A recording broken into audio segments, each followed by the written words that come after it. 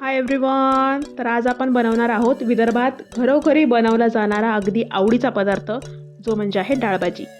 ठीक आहे, रोजच्या जेवणाचा पदार्थ हा आणि अगदी सोपा आहे, पटकन बनतो. त्यासाठी मस्त तुरीची डाळ घ्यायची, ती स्वच्छ धुवून एक 10 मिनटं भिजत ठेवायची.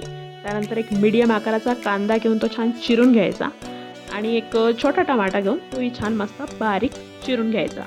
खलबत्त्यामध्ये थोडंसं जिरं, थोडीशी अद्रक आणि काही लसणाच्या पाकळ्या आणि चिमूटभर अगदी मीठ टाकून हे छान ठेचून घ्यायचं, मस्तपैकी पेस्ट करायची त्याची. त्यानंतर जो आपल्या डिशचा मेन इन्ग्रेडियंट आहे म्हणजेच पालक, ही छान अशी हिरवीगार पालक छान बारीक चिरून घ्यायची.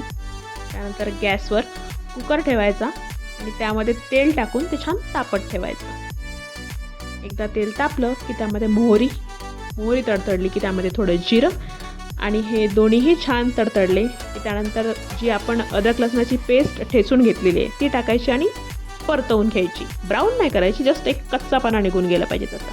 त्यानंतर त्यामध्ये आपला बारीक चिरलेला कांदा टाकायचा, तो पण छान परतवून घ्यायचा. आता यामध्ये कढीपत्ता टाकायचा, थोडे शेंगदाणे, हे ऑप्शनल आहेत, आवडत असतील तर टाका, नसतील आवडत तर राहिलं. आता यामध्ये बारीक चिरलेला टोमॅटो टाकून घ्यायचा आणि तो छान मऊ होईपर्यंत शिजवून घ्यायचा.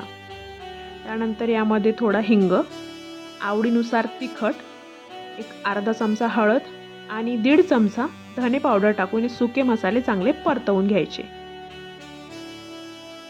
त्यानंतर यामध्ये बारीक चिरलेला पालक टाकायचा आणि थोडं किंचित असं पाणी टाकून तेल सुटेपर्यंत हा पालक छान शिजवून घ्यायचा.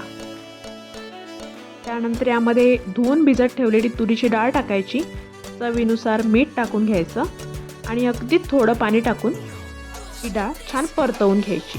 त्यानंतर कुकरचं झाकण लावायचं आणि त्याच्यात 3 शिट्या काढायच्या.